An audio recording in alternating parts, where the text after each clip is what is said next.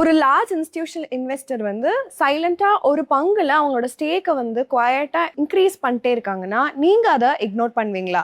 Retail முதலீட்டாளர்கள் வந்துட்டு அந்த ஸ்டாக்கை மூவ் ஆனதுக்கு அப்புறம் தான் நோட்டீஸ் பண்ணுவோம். But buying patterns FII and டிஐஐயோடது சில டைம் வந்து ஒரு ப்ரைஸ் பிக் மூவ் வந்து பண்ண போகுது அப்படிங்கிற ஒரு ஏர்லி க்ளூ கொடுக்கறதுக்கு வாய்ப்பு இருக்குது. அதுதான் இன்ட்ரெஸ்டிங்கான பார்ட். ஒரு ரீசன்ட் குவார்டர் எண்ட் ஆச்சு. சில நிறுவனங்கள் வந்து டிஐஐஸ் மட்டும் இல்லை, பட் எஃப்ஐஐஸும் அவங்களுடைய ஹோல்டிங்ஸை அதிகம் செஞ்சுருக்காங்க. அதாவது both domestic institutions and foreign இன்வெஸ்டர்ஸும் இந்த நிறுவனத்தில் இன்ட்ரெஸ்ட் காட்டியிருக்காங்கிறதா அர்த்தம்.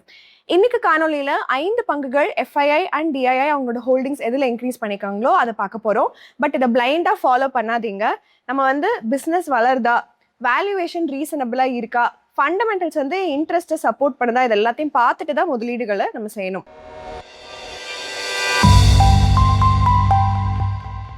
ஸோ நம்ம முதல்ல பார்க்க போகிற நிறுவனம் என்னன்னு பார்த்தீங்கன்னா B2B ஏர் கார்கோ ஏர்லைன் பண்ணிட்டு இருக்காங்க.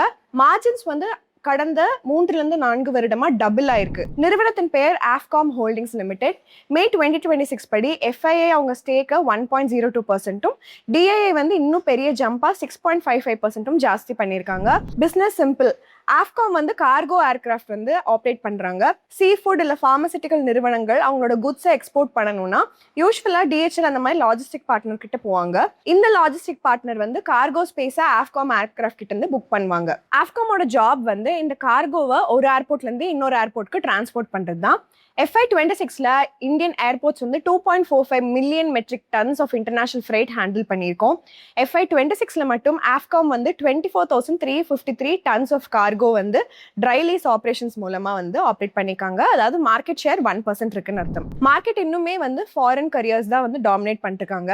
எமிரேட்ஸ், கட்டார் ஏர்வேஸ், எத்திஹாட் இவங்க எல்லாருமே 25% வந்து இந்தியாவுடைய இன்டர்நேஷனல் ஏர்ஃப்ரைட் மார்க்கெட்டில் வந்து ஹோல்டிங்ஸ் வச்சிருக்காங்க. இந்தியன் கேரியர்ஸ் கலெக்டிவாக 13 to 15% மார்க்கெட் ஷேர்ல இருக்காங்க.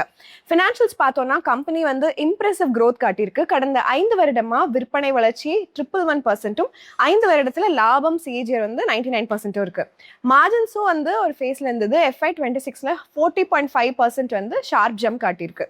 பட் ஒரு அக்கௌண்டிங் கேட்ச் இருக்கு. இது IND AS 116 அடாப்ட் பண்ணதுக்கப்புறம் ஏர்கிராஃப்ட் லீஸ் ரெண்டல்ஸ் வந்து ரிமூவ் பண்ணாங்க ஆப்ரேட்டிங் எக்ஸ்பென்சஸில், அண்ட் டிப்ரிசியேஷன் அண்ட் இன்ட்ரெஸ்ட் காஸ்ட்டில் இதை ஷிஃப்ட் பண்ணாங்க. அதாவது எபிட்டா வந்து இன்ஃப்ளேட்டடாக இருந்தது இதனால. பட் இன்ட்ரெஸ்ட் அண்ட் டிப்ரிசியேஷன் எக்ஸ்பென்சஸும் வந்து ஷார்ப்பாக ரைஸ் ஆயிருக்கு.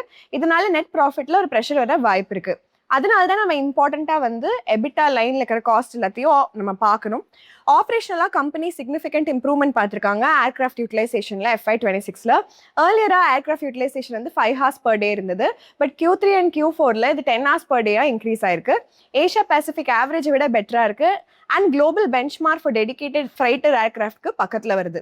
அண்ட் ஈல்ட், அதாவது ரெவென்யூ வந்து ஒரு கிலோகிராம் ஆஃப் கார்கோ டிரான்ஸ்போர்ட்டடும் வந்து $2.72 per kgலேருந்து இம்ப்ரூவ் ஆயிருக்கு.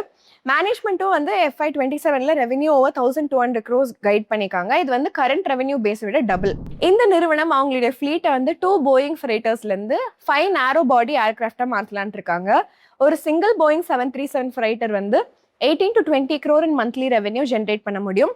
வைட் பாடி போயிங் 777 ஃப்ரைட்டர்ஸ் வந்து இன்னுமே பெரிய வாய்ப்பு. நியர்லி 3x ரெவென்யூ பொட்டன்ஷியல் இருக்கு போயிங் 737 விட. ஸோ அதனால ஆல்மோஸ்ட் 720 crores ஆனுவல் ரெவென்யூ ஒரு சிங்கிள் ஏர்கிராஃப்ட்லேருந்து வர வாய்ப்பு இருக்கு. ஃபார்வர்ட் பேசிஸில் பார்த்தோம்னா வேல்யூவேஷன் வந்து இன்ட்ரெஸ்டிங்காக இருக்கு. ஸ்டாக் கரண்டாக PE 30x இருக்கு. பட் கம்பெனி FY27 ரெவென்யூ டார்கெட்டான 1,200 crores அச்சீவ் பண்ணாங்க. 20% பேட் மார்ஜின் சஸ்டெயின் பண்ணிட்டுனா ஃபார்வர்ட் PE வந்து ரஃபா 15x ஃபால் ஆக வாய்ப்பு இருக்கு. பட் பெரிய விஷயம் என்னன்னா கேஷ் கன்வர்ஷன்.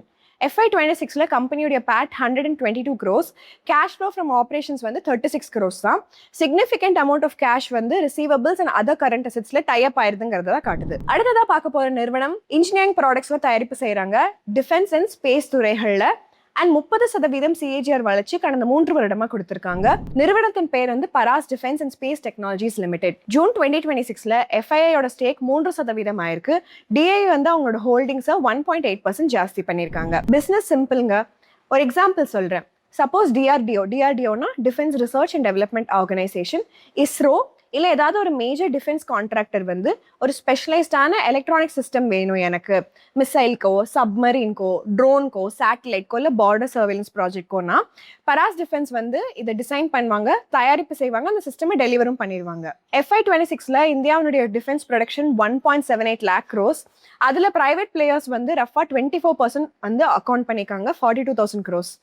இந்தியாவுடைய டிஃபென்ஸ் ப்ரொடக்ஷன் வந்து 3 lakh crores FY29ல ரீச் ஆக வாய்ப்பு இருக்கு.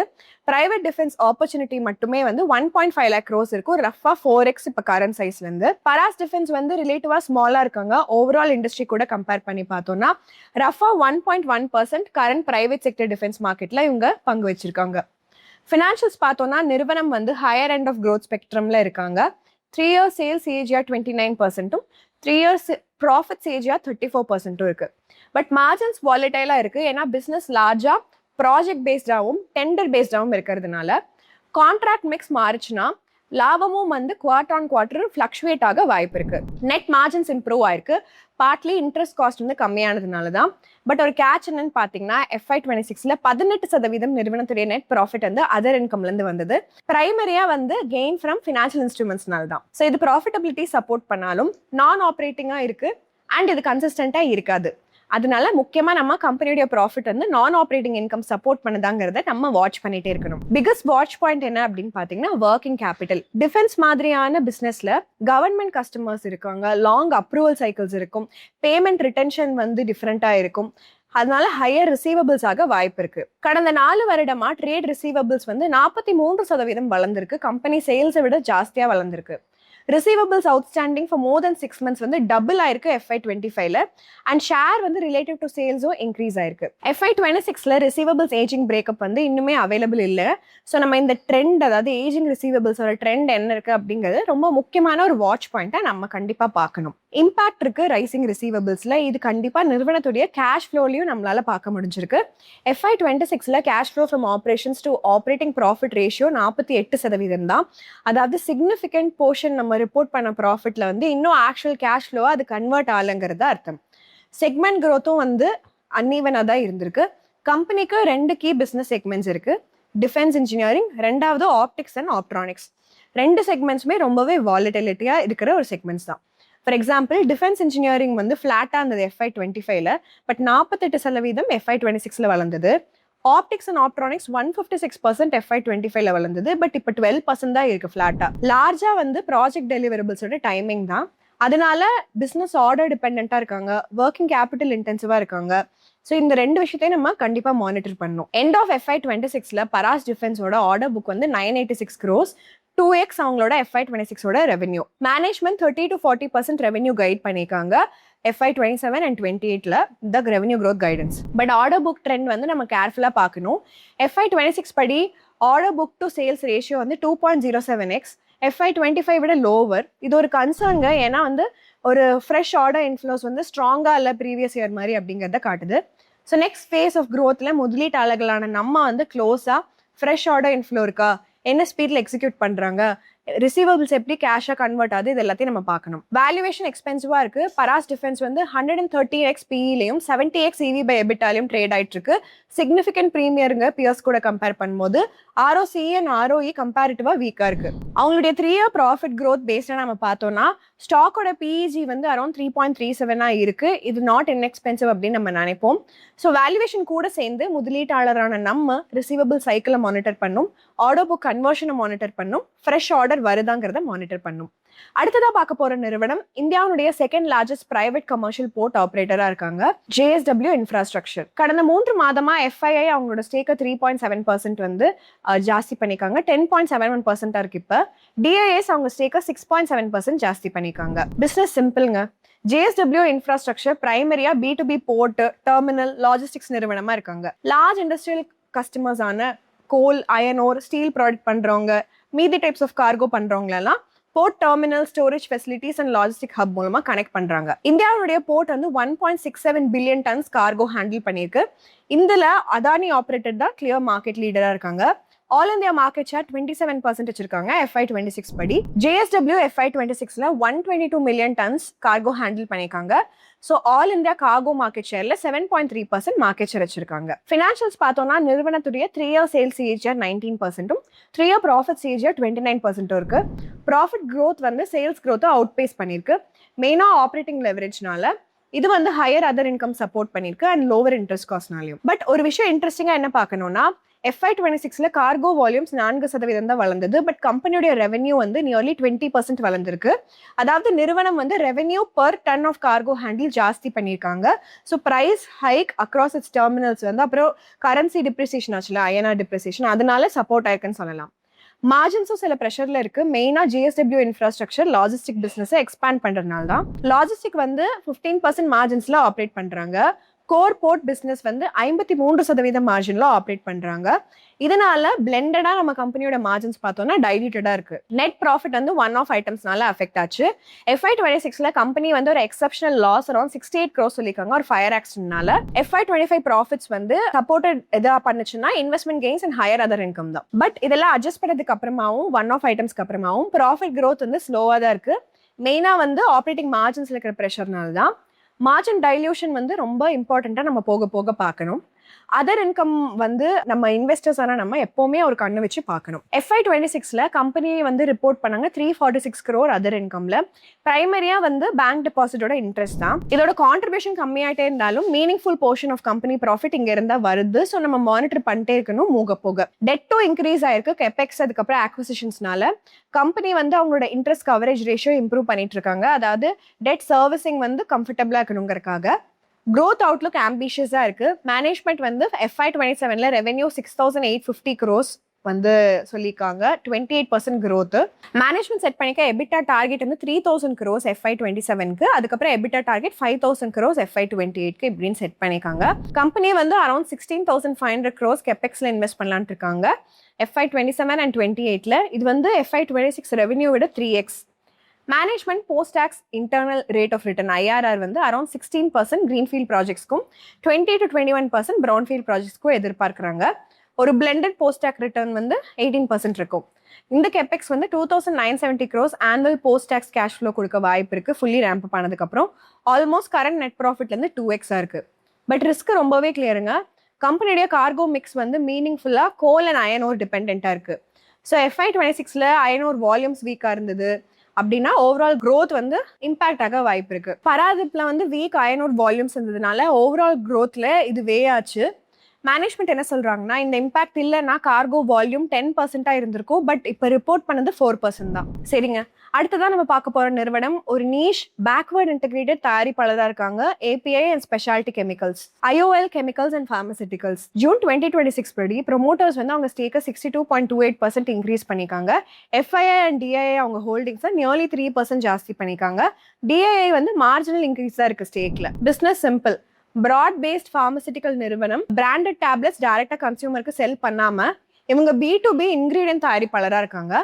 கம்பெனி வந்து API வந்து மேனுஃபேக்சர் பண்றாங்க. APIனா ஆக்டிவ் ஃபார்மசூட்டிக்கல் இன்கிரீடியன்ஸ். அந்த மாதிரி இன்கிரீடியன்ஸ் என்னன்னா ஐபுப்ரோஃபென், பாராசிட்டமால் இந்த மாதிரி. இது கூட சேர்ந்து speciality chemicals like ethyl acetate அப்புறம் மீதி ப்ராடக்ட்ஸ்ல தயாரிப்பு செய்யறாங்க. சிம்பிளா ஒரு எக்ஸாம்பிள் சொல்லணும்னா ஒரு ஜென்ரிக் ஃபார்மசூட்டிக்கல் நிறுவனம் வந்து ஒரு ஐபுப்ரோஃபென் டேப்லெட் லான்ச் பண்ணணும்னு இருக்காங்கன்னா அந்த ஐபுப்ரோஃபென்கிற ஆக்டிவ் இன்கிரீடியன்ட்டை அவங்களே தயாரிப்பு செய்யாம IOL மாதிரி ஒரு கம்பெனிகிட்ட கொடுத்துட்டு அவங்க வந்து பல்க் API சப்ளை பண்ணுவாங்க. அப்புறம் அந்த ஃபார்மா நிறுவனம் அதை எடுத்து ஃபினிஷ் டேப்லெட்ஸ் மேனுஃபேக்சர் பண்ணி வைப்பாங்க. இந்தியாவுடைய API மார்க்கெட் 1.32 lakh crores இருக்கு 2025ல. இது வந்து 7.7% CAGRல 2031 வரைக்கும் வளரும்னு எதிர்பார்க்கலாம். ரெவென்யூ பேஸ் பண்ணி இந்த நிறுவனம் ரஃபா 1.1% ஷேர் வச்சிருக்காங்க மார்க்கெட்ல. ஃபினான்ஷியல்ஸ் பார்த்தோம்னா கம்பெனியுடைய 3 year sales growth and 3 year profit growth வந்து 2% இருந்திருக்கு. ஏர்லியர் growth வந்து மியூட்டடா இருந்திருக்கு. ஏன்னா pricing pressure and week demand வந்து ரெண்டுமே ரெவென்யூல வே ஆனதுனால தான்.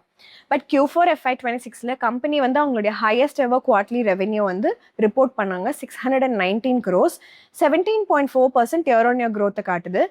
Operating margin 15%. growth வந்து better capacity utilisation, chemical segment and API segment, அதாவது பாராசிட்டமால் அப்புறம் குளோபிடோகிரில் இது எல்லாத்துலேயும் வந்திருக்கு.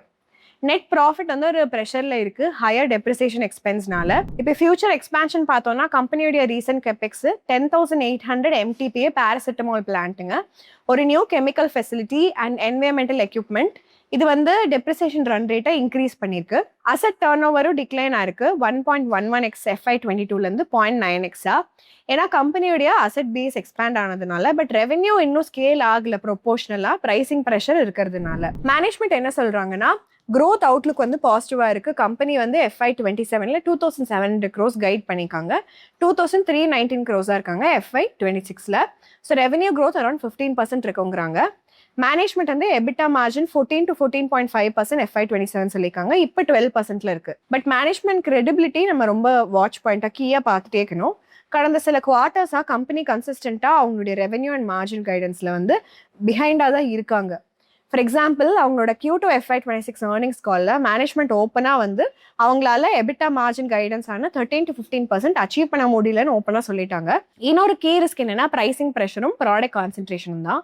கம்பெனியுடைய கமிஷன் 10,800 MTPA பேராசிட்டமால் பிளான்ட் வந்து வாங்கியிருக்காங்க.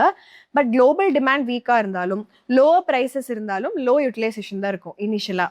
ஐபுப்ரோஃபெனும் அண்டர் ப்ரெஷர் தான் இருக்குது. ஹிஸ்டாரிக்கலாக கம்பெனியோடைய கேஷ்கோ பிஸ்னஸ். பட் இண்டஸ்ட்ரி வை டீஸ்டாக்கிங் நடக்குது, ப்ரைஸ் எரோஷன் இருக்குது. ஐபுப்ரோஃபென் ப்ரைஸஸ் வந்து USD 9 to 10 ரேஞ்சில் ஃபால் ஆயிருக்கு. எத்தைல் அசிட்டேட்டும் வந்து வாலட்டிலிட்டி பார்த்துருக்கு ஃபினிஷ் குட்ஸ் ப்ரைஸஸில். ஃபர்தர் அன்சர்டனிட்டி ஆட் பண்ணுது கம்பெனியோடைய ஏர்னிங்ஸ் ப்ரொஃபைலில். பிக்கஸ்ட் ரிஸ்க் என்னன்னா இந்த ப்ராடக்ட் கான்சென்ட்ரேஷன் தான். ஐபுப்ரோஃபென் அண்ட் எத்தைல் அசிட்டேட் வந்து 68% நிறுவனத்துடைய FY26 சேல்ஸ்க்கு வந்து கான்ட்ரிபியூட் பண்ணியிருக்கு. அதாவது ப்ரைசிங் ப்ரெஷர் இந்த 2 ப்ராடக்ட்ல எதில் வந்தாலும் டைரக்ட் அப்புறம் மீனிங்ஃபுல் இம்பாக்ட் கம்பெனியுடைய ஓவரால் நிதி செயல்திறன்ல தெரியும். ஐந்தாவதா பார்க்க போற நிறுவனம் ஒரு B2B பிரெசிஷன் தயாரிப்பு செய்யும் நிறுவனம். இவங்களோட இண்டஸ்ட்ரி ஆல்மோஸ்ட் 17% CAGRல வளர்ந்திருக்கு கடந்த 5 வருடமா. நம்ம பேசிட்டு இருக்கிற நிறுவனத்தின் பேர் வந்து கிராஃப்ட்ஸ்மேன் ஆட்டோமேஷன் லிமிடெட். ஜூன் 2026ல FII அவங்களோட ஹோல்டிங்கை 2% ஜாஸ்தி பண்ணிருக்காங்க. DII அவங்களோட ஸ்டேக்கை 4.6% ஜாஸ்தி பண்ணிருக்காங்க. பிசினஸ் சிம்பிள்ங்க. கிராஃப்ட்ஸ்மேன் வந்து கார், ட்ரக் இதெல்லாம் தயாரிப்பு செஞ்சு செல் பண்றது கிடையாது. பட் அதுக்கு தேவையான கிரிட்டிக்கலான லார்ஜ் OEM, அதாவது ஒரிஜினல் எக்யூப்மெண்ட் மேனுஃபேக்சரர்ஸ் பேஸ் பண்ண காம்பனன்ட்ஸ், அப்புறம் இண்டஸ்ட்ரியல் நுகர்வோர்களுக்கு தேவையான engine, power train components, aluminium casting, அப்புறம் நிறைய ப்ரெசிஷன் இன்ஜினியர்ட் பார்ட்ஸில் தயாரிப்பு செய்கிறாங்க. இந்தியாவுடைய auto component industry 7.6 lakh crores valuation இருக்குது. அண்ட் ரஃபா 17% கடந்த 5 வருடமாக வளர்ந்துருக்கு. கிராஃப்ட்ஸ்மேனுடைய FY26 ரெவென்யூ 8,069 crores, ஒரு 1.1% ஷேர் இந்த ப்ராடர் இந்தியன் ஆட்டோ காம்பனன்ட்ஸ் இண்டஸ்ட்ரியில் அவங்களுக்கு கொடுத்துருக்கு. இண்டஸ்ட்ரி வந்து 19 lakh crores 2030ல வளர வாய்ப்பு இருக்கு. ஸோ ஒரு எக்ஸ்பான்ஷனாக நியர்லி 25% இருக்கும் கரண்ட் லெவல்ஸ்லேருந்து. கம்பெனியுடைய நிதி செயல்திறன் ஸ்ட்ராங்காக இருக்கு. கடந்த 5 வருடமா இவங்களோட விற்பனை வளர்ச்சி 39%, லாப வளர்ச்சி 32% இருக்கு.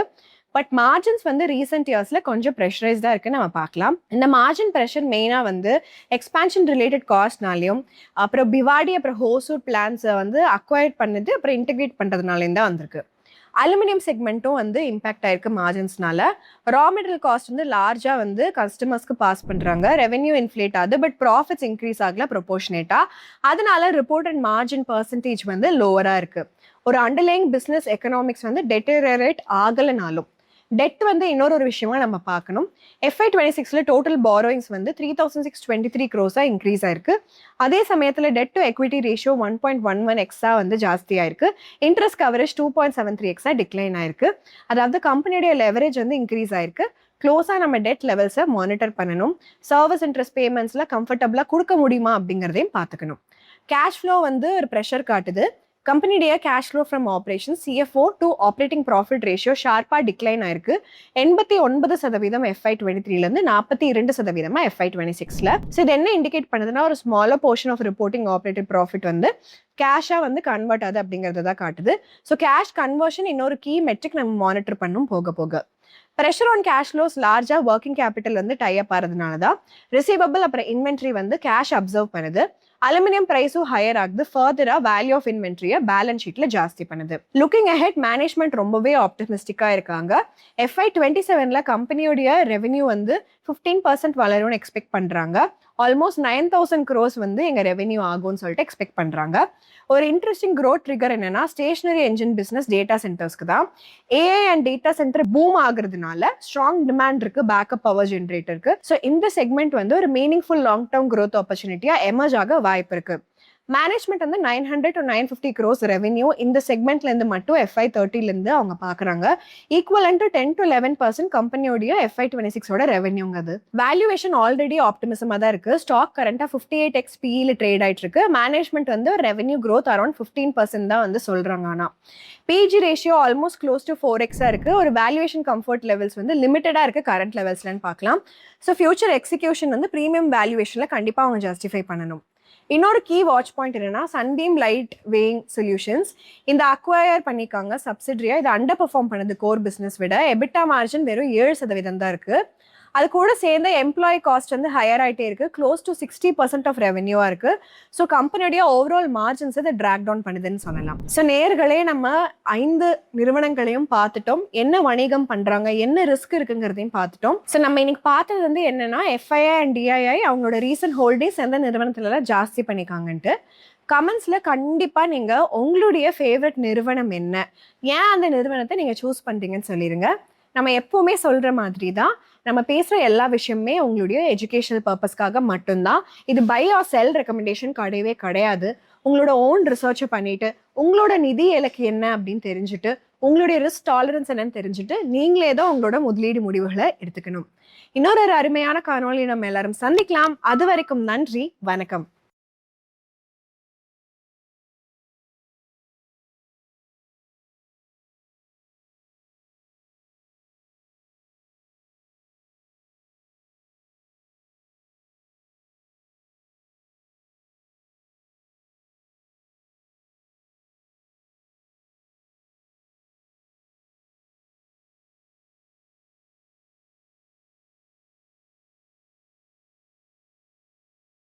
Investment in securities market are subject to market risks. Read all the related documents carefully before investing. Please read the risk disclosure documents carefully before investing in equity shares, derivatives, mutual fund, and or other instruments traded on the stock exchanges.